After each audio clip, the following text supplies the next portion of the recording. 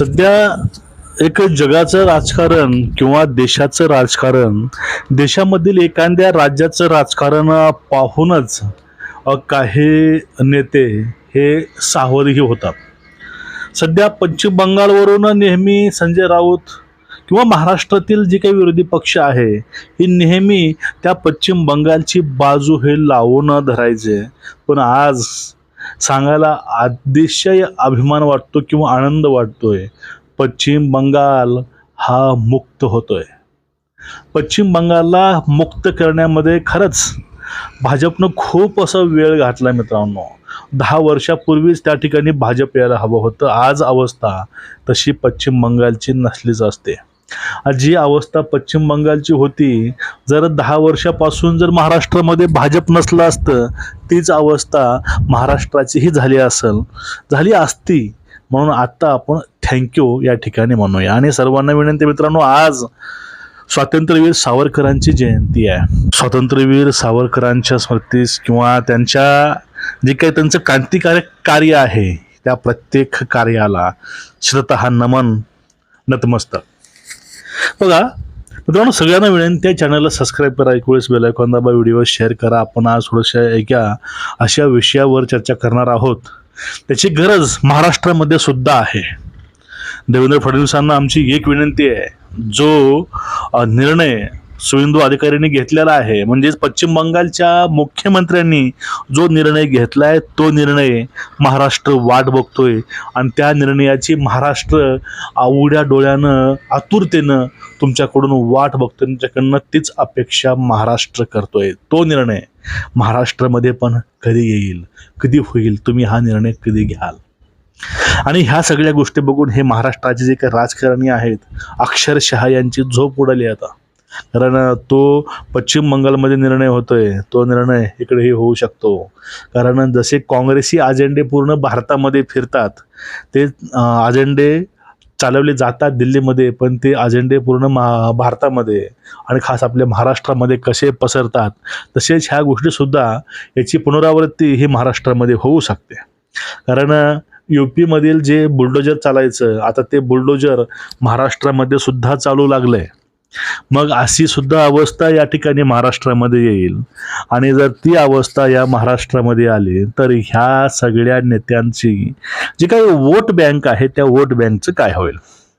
बघा झालं काय, एक सुवेंदू अधिकारी यांनी एक बाईट दिलेली आहे. तुम्हाला मी ती बाईट प्रथमतः ऐकवतो कि अधिकारी नेमकं बोललंय काय. ये सब बांग्लादेशी है, तो ले लेना चाहिए, लेकिन ये लोग को, पुलिस को हम लोग बता दिया जेल में भेजने का जरूरत नहीं है. देश के रुपया में खाना खाएगा, कपड़ा देगा, मेडिसिन देगा. एक दामाद है ये लोग. जल्दी जल्दी भागो, जल्दी जल्दी भागो, नहीं तो जल्दी जल्दी भागो, जल्दी जल्दी भागो, नहीं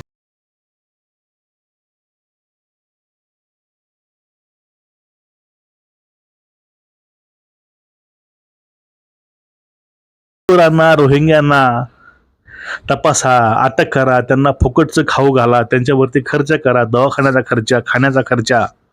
असं काहीही होणार नाही. ती काय आमचे जावई आहेत का? लवकर इथून निघून जा, त्यांना इथून लवकर हाकलून द्या, हाकलून लावा, अशा सूचना पश्चिम बंगालचे विद्यमान माननीय मुख्यमंत्री साहेबांनी दिलेले आहेत. आणि हे सगळे बॅगा गबाळ सावरून हे पश्चिम बंगालकडं रवाना झालेले आहेत. हा नजारा खूप वर्षापासून यायला हवा होता, पण हा नजारा पश्चिम बंगालच्या मार्गे महाराष्ट्रामध्ये सुद्धा काय या लोकांचं आगमन झालं. आणि आगमन येऊन हे लोक आतून कोरायचं किंवा आतून खायचं काम करतात. आतून ह्या देशाला कुमकुवत करायचं काम हे लोक करतात. टॅक्स आपण भरायचा, मलाही हे लोक घेऊन जायचं. पण याला आळा सुवेंदू अधिकाऱ्यांनी घातलाय.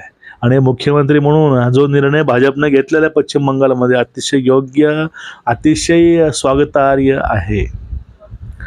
आता जी ममता बॅनर्जीची जी वोटर होते, ज्या 95 लाख लोकांचे मतं कापले गेले SIRच्या माध्यमातून, हे सगळे हे रोहिंग्या असतील, हे सगळेच हे बाहेरचे जे भिकारचोट आलेले आहेत भारतामध्ये चुप्या मार्गाने आपला अजेंडा राबवायला, ह्या सगळ्यांचे होते. आणि हे मतं पहिलं कापले गेले.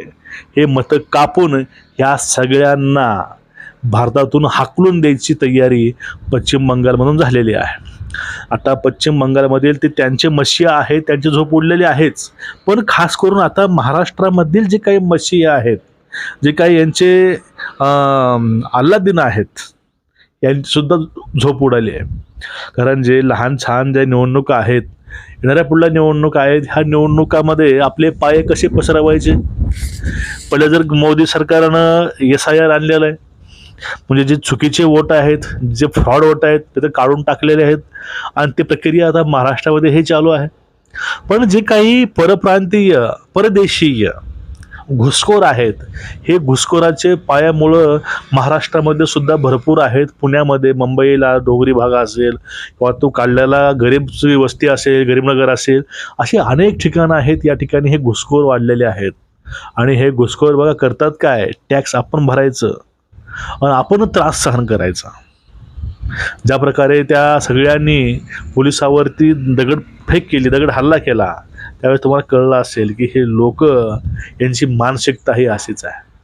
ते शुभेंदू अधिकाऱ्यांनी जे केलं आहे ते महाराष्ट्रामध्ये होणार आहे, झालंच पाहिजे, आणि लवकरात लवकर करा, ही आमची मागणी आहे देवेंद्र साहेबांसमोर. कारण आता त्या पश्चिम बंगालची झालेली घटना आहे ते बघून महाराष्ट्रातील त्यांच्या आकावाचं सध्या झोप उडाली आहे. आणि त्या सगळ्यांना आता भीती वाटायला लागली की ज्या त्यांची वोट बँक जर महाराष्ट्रामधून बाहेर काढली गेली तर यांचं काय होईल. साधा प्रश्न आहे. आता फक्त यांना पुढला प्रश्न पडला आहे ना, जर निर्णय महाराष्ट्रामध्ये महाराष्ट्र सरकार, देवभाऊ नक्की घेऊ शकतात. कारण काय, आतापर्यंत जे निर्णय जे भारतामध्ये चालतात ते निर्णय ऑटोमॅटिक महाराष्ट्रामध्ये सुद्धा लागू होतात. त्याची अंमलबजावणी ही महाराष्ट्रामध्ये होते. कुणी काय गुन्हा केला त्याचं घर पाडलं जातं महाराष्ट्रामध्ये.